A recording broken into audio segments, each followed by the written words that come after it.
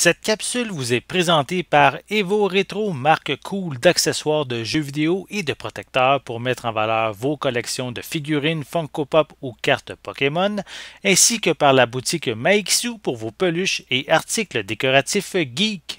Wayne's World, méga top, excellent!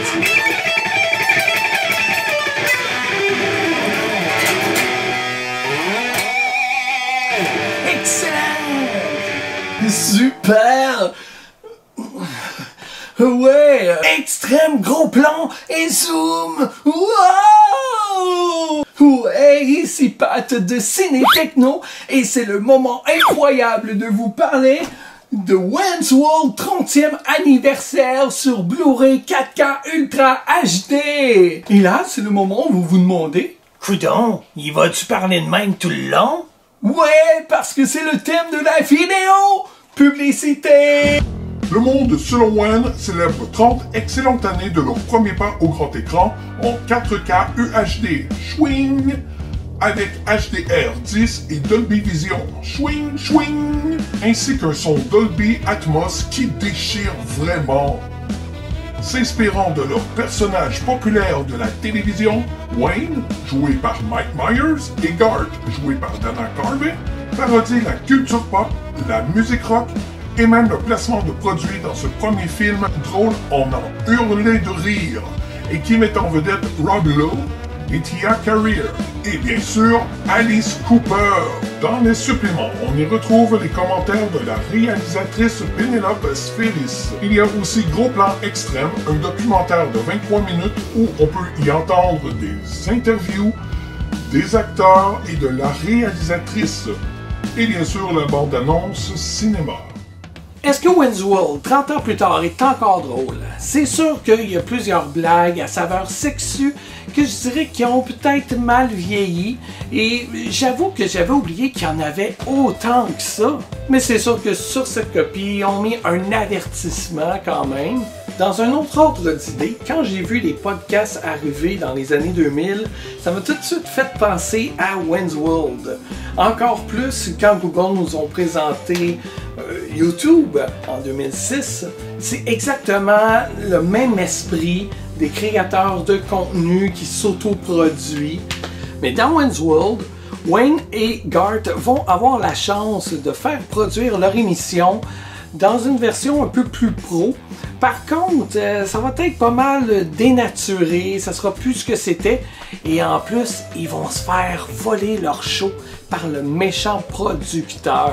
Donc avec tout ça, je pense que ce serait pas faux de penser qu'encore des gens de nos jours pourraient s'identifier à l'univers de Wayne's World. Même encore de nos jours, j'y entends et j'y vois des références. Quand des gens jouent au hockey dans la rue et qu'il y a une voiture, ils prennent leur but, puis on peut les entendre dire « voiture », ben ça vient de Wayne's World. La chanson Bohemian Rhapsody de Queen, la première fois que j'ai entendu, c'était dans le film Wayne's World, puis je trouvais ça drôle qui hoche la tête comme ça en chantant la chanson. D'ailleurs, dans le documentaire, on peut entendre qu'ils l'ont répété plus que 10 fois cette scène-là, puis à la fin, il avait vraiment mal au cou. Et c'est pourquoi que dans certaines scènes, par la suite, on les voit se parler comme ça. « Hey, Garth, ça va? Ouais, ça va. » Ils ont vraiment eu mal au cou pendant un bon bout de temps pour le reste du tournage. Quand les gars sont au pied d'Alice Cooper comme ça, puis qu'ils disent « On mérite pas, on est à chier. » Combien de fois j'ai vu des gens faire ça? C'est dans Wayne's World. Chaque fois que je vais recevoir, mettons, une passe média pour des événements, j'ai pas le choix, je pense à Wayne et Garth qui présentent tout fièrement leur passe à tout le monde. Ouais, on est VIP pour Alice Cooper. Parlons un peu plus en détail de la version 4K ici présente. L'image est belle, quoique granuleuse, mais c'est normal, hein? C'est des vieilles images qui ont besoin d'agrandir et de définir plus en détail. Mais ce qui me fait rire, c'est les sous-titres. On dirait qu'ils les ont adaptés peut-être pour que ça passe un peu mieux de nos jours. Ils ont changé des références, même des noms. À un moment donné, dans la version audio, ils vont parler de Sharon Stone, alors que dans la version écrite, c'est plutôt Heather Locklear. Et pour la Garth mobile, ils ont écrit la Myrte mobile. personnellement, je l'ai trouvé aussi bon que dans mes souvenirs. Les deux gars sont drôles, on va se le dire. Et puis, j'aime quand ils regardent la caméra et qu'ils s'adressent à nous. Bon, c'était peut-être une tendance dans le temps où, je sais pas, peut-être qu'ils voulaient juste parodier ce qu'on voyait quand même assez souvent. On a vu ça dans le film La folle journée de Ferris Bueller. On l'a vu aussi dans l'émission Les années coup de cœur. J'adore le fait que le film soit axé sur la musique. D'ailleurs, quelle soundtrack excellente! On peut y entendre Ugly Kid Joe, Jimi Hendrix, Eric Clapton, Black Sabbath, Alice Cooper, puis j'en passe plein d'autres bons. Et même les pièces qui sont interprétées par Tia Carrere sont vraiment excellentes. D'ailleurs, il va falloir que je me procure le vinyle.